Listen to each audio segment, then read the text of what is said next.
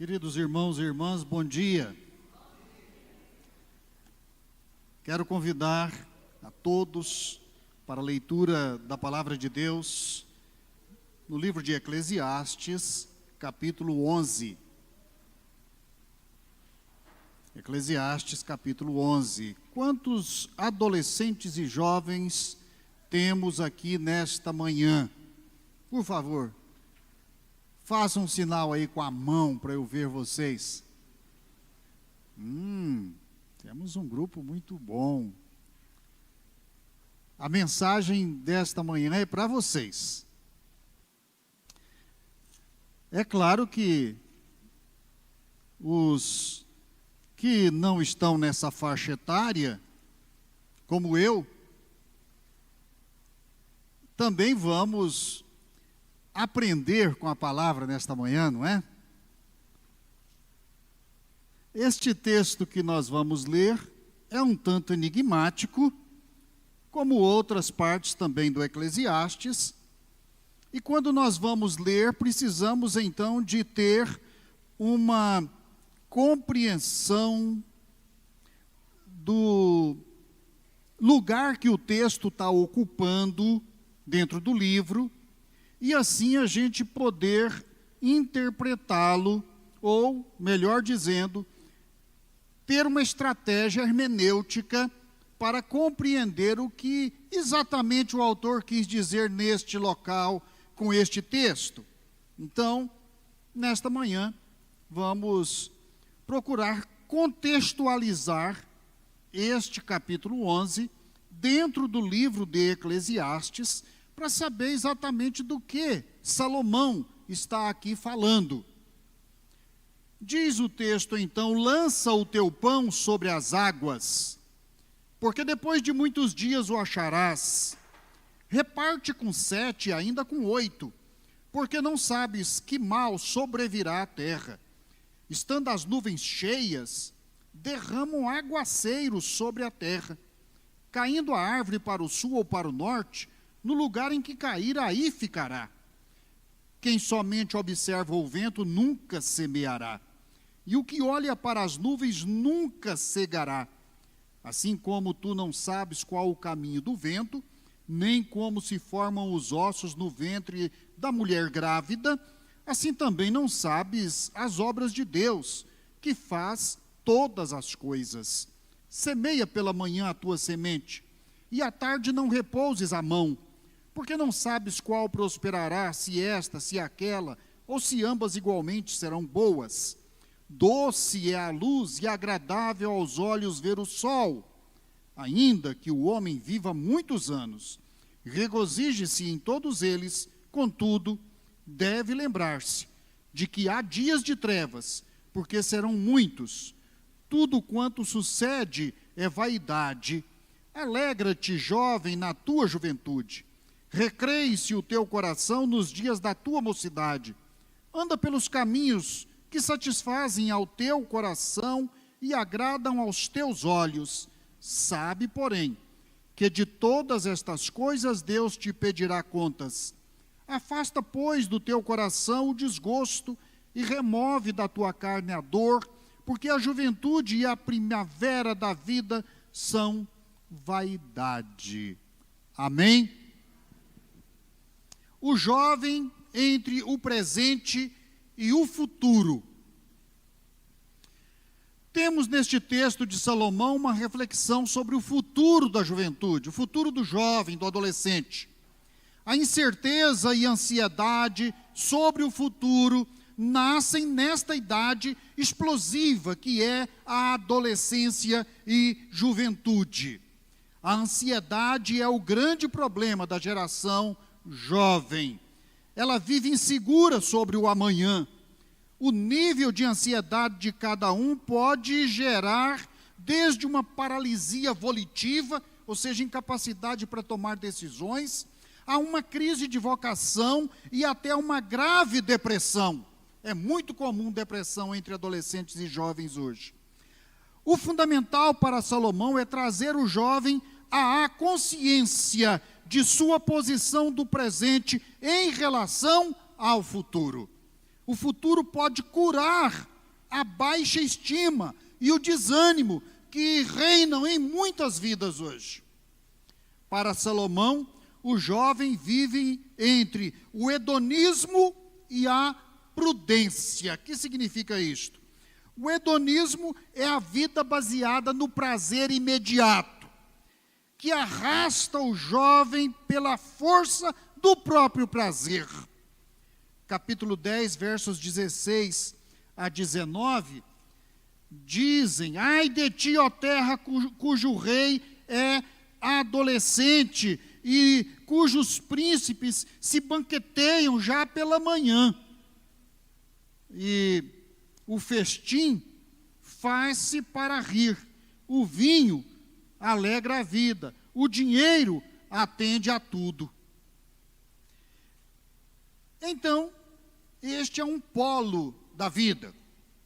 A prudência, o outro polo, que freia, que resiste, que move a esperança pela força do quê? Força da reflexão e da paciência. Versos 5 e 6, que o texto que nós lemos indica: assim não sabes tu qual o caminho do vento, nem como se formam os ossos no ventre da grávida, assim também não sabes as obras de Deus, que faz todas as coisas. Então aqui Salomão está chamando o jovem adolescente para refletir sobre as incertezas. Ele não pode simplesmente se entregar à vida e aos prazeres sem que reflita sobre o que está fazendo, porque ele está vivendo na incerteza dos resultados. Prudência.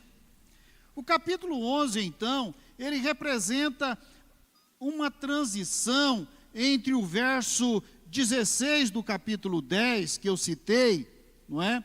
Do mundo que é regido pela adolescência, pela vaidade, pela ilusão da eternidade da juventude, não é?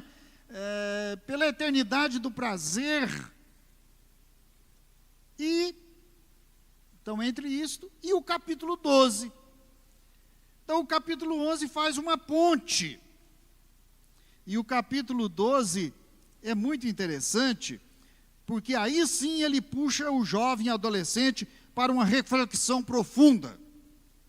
Uma reflexão muito difícil de se fazer, porque às vezes nós não queremos pensar naquele tempo que ainda virá, porque estamos muito ocupados com as ilusões do presente.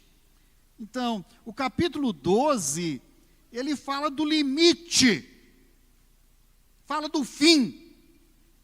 Aliás, irmão Ário leu este texto ontem lá na festa de aniversário do irmão Cícero, né? O capítulo 12. O que é o capítulo 12?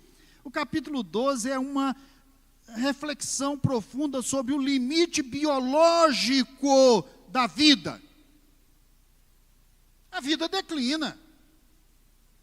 O jovem vive, então, entre dois extremos: o presente e o futuro, o prazer e a prudência, a confiança em sua força e a inevitável decadência do corpo.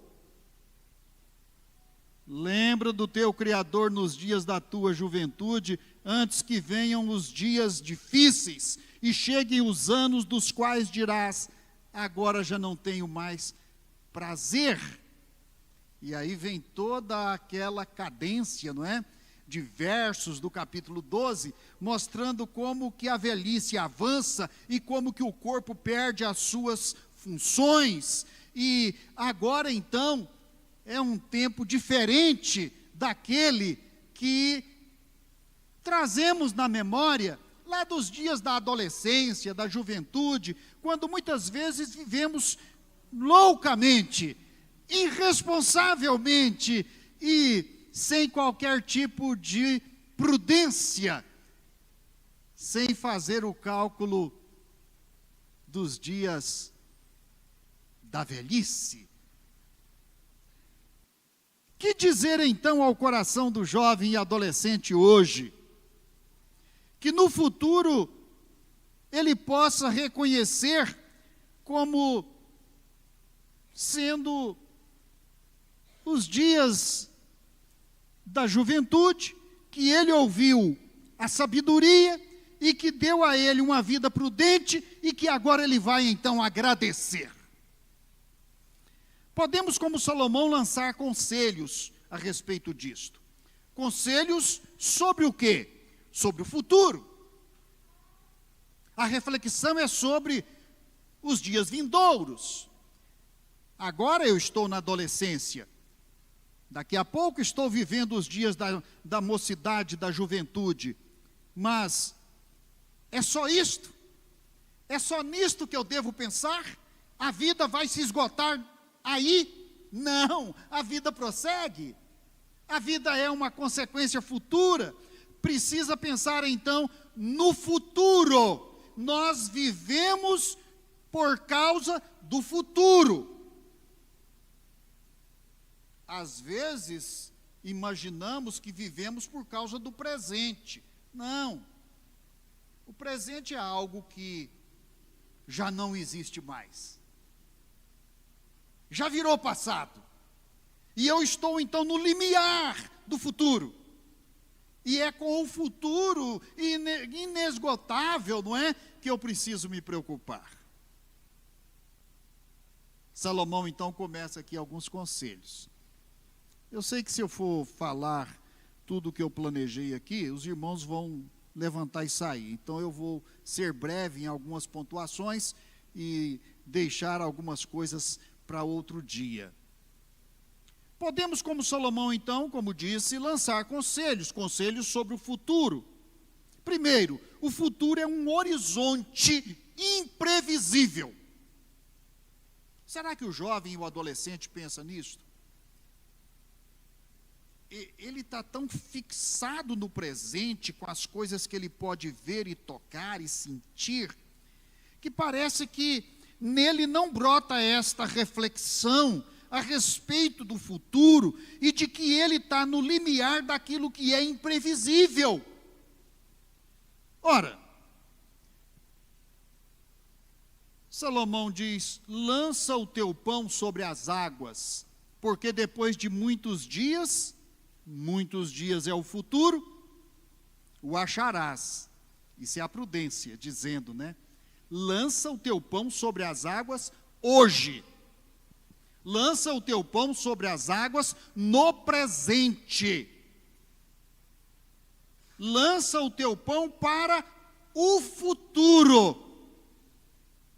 Reparte com 7, ainda com 8, porque não sabes o mal que sobrevirá à terra, não sabes o mal que acometerá a terra. Esta imprevisibilidade deve ser colocada diante dos olhos, não só de adolescentes e jovens, mas de todos nós. Nós somos seres diante do imprevisível. E só temos, digamos assim, a capacidade de enfrentar o imprevisível, porque nós sabemos nas mãos de quem o imprevisível está. Nós confiamos em Deus. Nós confiamos no Senhor. Nós confiamos no Deus do futuro, que controla todas as coisas, ainda que Ele não nos permita saber as suas obras. É um estado de suspensão que Ele nos deixa. E nós precisamos acostumar com isso, porque é neste estado de suspensão que nós exercitamos a fé. É aí que a fé amadurece. É aí que reconhecemos a fé. É aí que aprendemos a viver pela fé. Segundo, o futuro se desenvolverá ou ele devolverá o que você lhe entregar. O futuro é um tipo de resposta que recebemos. E por isto, Salomão vai dizer: você quer se preparar para o futuro? Então reparte o que você tem. Esta foi a grande lição que Jesus deu ao jovem rico. Você quer a vida eterna? Reparte o que tem. Não se apodere, não se aposse. Não somos donos de nada, nem de nós mesmos. Reparte, seja generoso, divida, acolha, reconheça aquele que está perto ou longe, não importa, mas que se você lhe der hoje, alguém pode te devolver amanhã. Aquele que dá, empresta a Deus, porque Deus é o futuro, e Deus é um bom pagador, generoso pagador, é o Deus da benevolência, da compaixão, da abundância, responde além daquilo que pedimos ou pensamos, reparte com 7, com 8, estando as nuvens cheias, derramam um aguaceiro sobre a terra.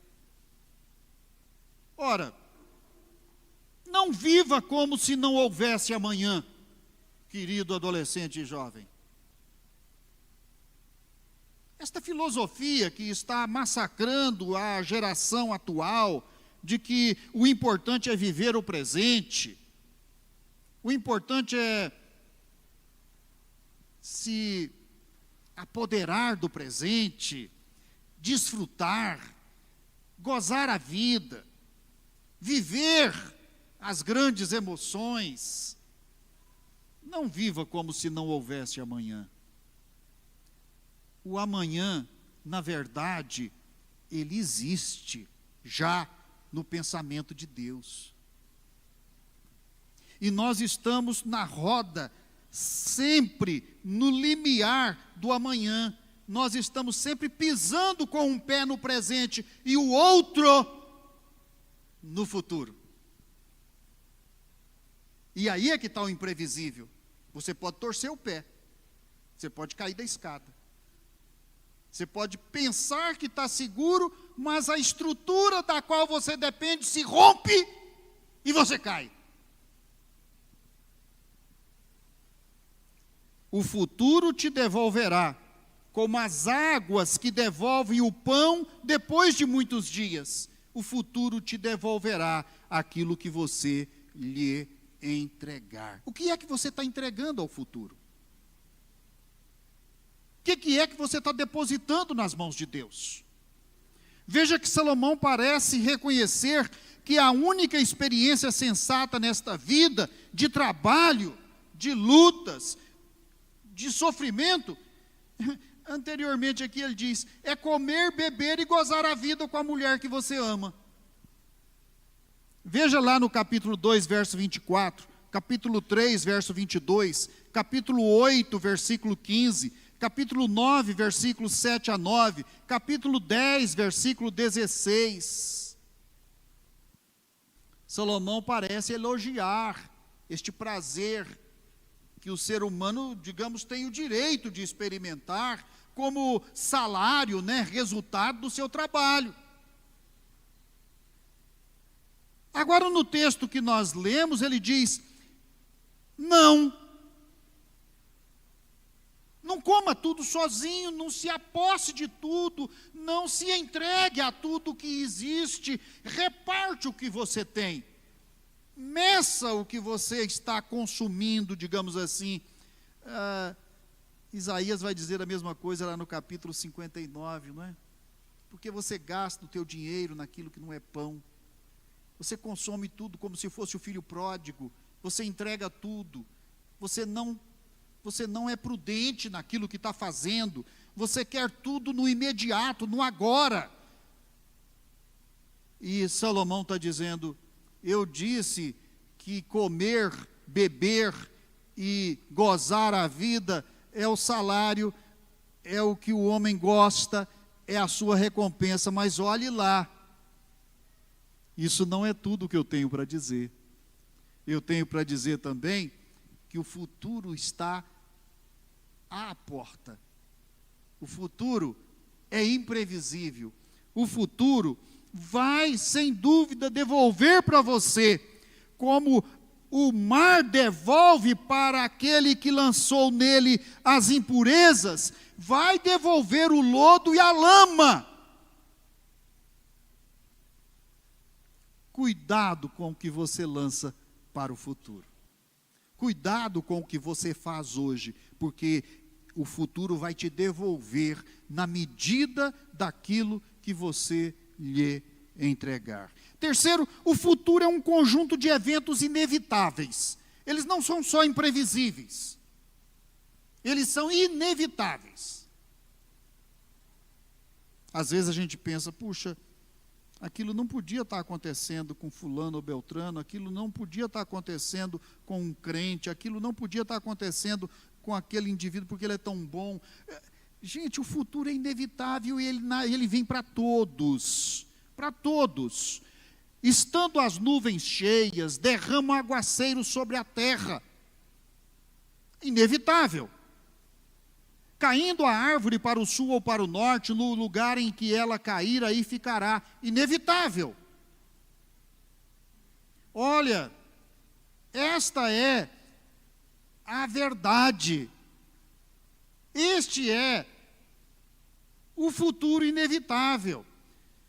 A nuvem cheia vai derramar chuva ou tempestade sobre a terra, inevitavelmente. É a força da natureza. É o turbilhão da natureza. É o cosmo. Não depende de mim nem de você. A enchente vem, o terremoto vem. As coisas caem. Desmoronam. O futuro tem eventos inevitáveis. Como é que você está lidando com estes eventos inevitáveis? Reclamando? Resmungando? Olha, todo mundo sabe que é inevitável. Como é que você está se preparando? Como você está se preparando para o futuro? E já posso antecipar, ninguém pode desistir do futuro. Como é que eu posso desistir do futuro? Só se eu suicidar. E o suicídio não é uma opção.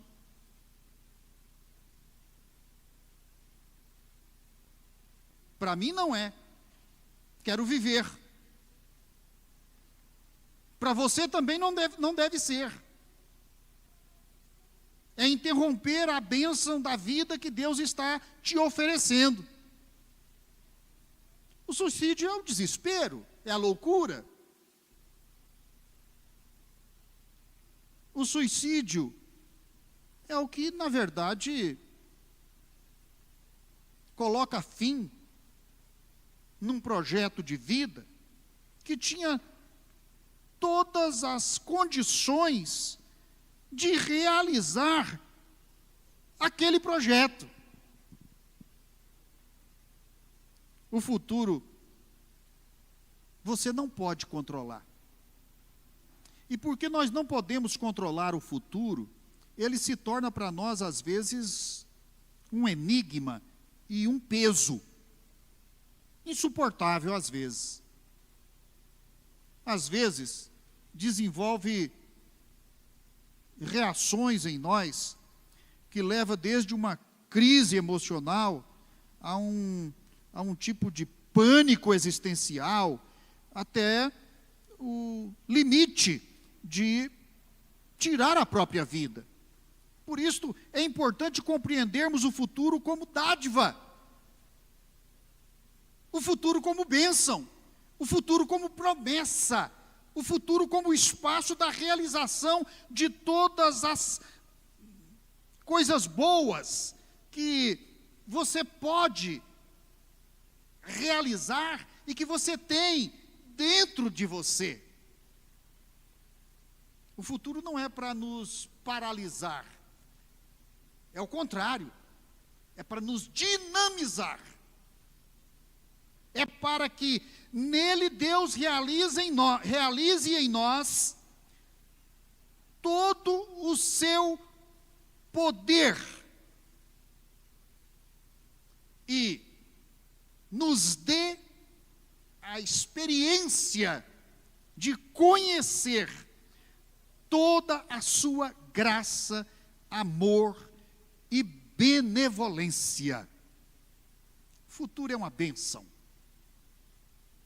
Jeremias, quando escreveu aos cativos da Babilônia, dos que foram levados para lá no primeiro cativeiro, Jeremias ficou para o último cativeiro, ele dá ao povo que está ali uma promessa de Deus. E Deus manda um recado para aquele povo que achou que não havia mais futuro para eles, que agora perderam tudo que tinha, e que aquele domínio babilônico iria tirar deles toda a esperança de uma nação ou de uma realização das promessas de Deus a Abraão, enfim. Então Deus diz: eu bem sei os pensamentos que tenho sobre vós. Pensamentos de paz, de prosperidade, de bênção. O futuro não veio para destruir vocês. O futuro veio para torná-los diferentes. E eu sei os pensamentos que eu tenho de vós, pensamentos de paz. Para quê? Para lhes dar um futuro. Que Deus maravilhoso este, né? Que Deus rico. Que Deus benigno. Que Deus realizador, pleno, e que nos conduz com Ele, e que faz uma história nossa com Ele, e que nos conduz sempre em bênção, segurança e prosperidade. O futuro é uma colheita de nossas ações no presente, sem dúvida. O futuro, diz aqui o versículo 4, quem somente observa o vento nunca semeará, e o que olha para as nuvens nunca ceifará.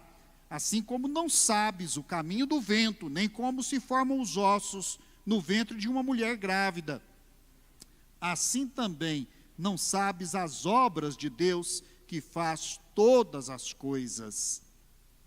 O futuro é uma colheita. O mundo não é um lugar para espectador. Nós não estamos no mundo simplesmente para assistir o mundo, para ver o mundo, para sermos narradores do mundo. Nós somos atores. Nós vivemos o mundo e vivemos no mundo, mas não somos do mundo. O futuro é um mistério, sem dúvida, que só Deus conhece e controla. As obras que Deus faz, vocês não sabem, mas é Ele quem faz todas as coisas. Que segurança! Você só não deveria ter segurança se você não conhecesse o Deus que controla todas as coisas. Mas nós que conhecemos o Deus verdadeiro, vivo, que controla todas as coisas e conduz todas as coisas para o bem, então nós, sim, podemos dizer um sim ao futuro, porque ele é misterioso, mas ele é produto das mãos de um Deus maravilhoso, que nos surpreende, mas nos surpreende para melhor, nos surpreende para mostrar e revelar a nós sua grande bondade e sua grande misericórdia. Quero assinalar o último ponto de Salomão aqui. O futuro está envolto em luz e trevas. Que coisa! O futuro tem partes que se pode conhecer ou vislumbrar, e tem partes que são inegociáveis. As coisas reveladas são para o Israel, povo de Deus. As não reveladas pertencem ao Senhor nosso Deus. Ele não quis revelar o dia da volta de Cristo, por exemplo. Inegociável isto. Mas ele tem razão. Talvez eu e você não sejamos capazes de entender essas razões de Deus. Mas porque ele não me disse o dia, eu não tenho o direito de duvidar do caráter dele, porque tantas e tantas promessas ele já realizou para o nosso bem. Então esta da volta de Cristo também será para o nosso bem. Meus queridos adolescentes e jovens, eu iria entrar agora numa parte que é os conselhos de Salomão para o presente. Fica parecendo que tudo que ele disse quanto ao futuro, na verdade, estava dizendo a respeito do presente. Mas ele tem outras coisas a dizer a respeito do presente. Mas o que eu queria resumir aqui é que Salomão está sempre raciocinando do futuro para o presente. Ele não está movendo nosso pensamento, nossa reflexão, simplesmente daqui para lá. Ele está falando de lá para cá.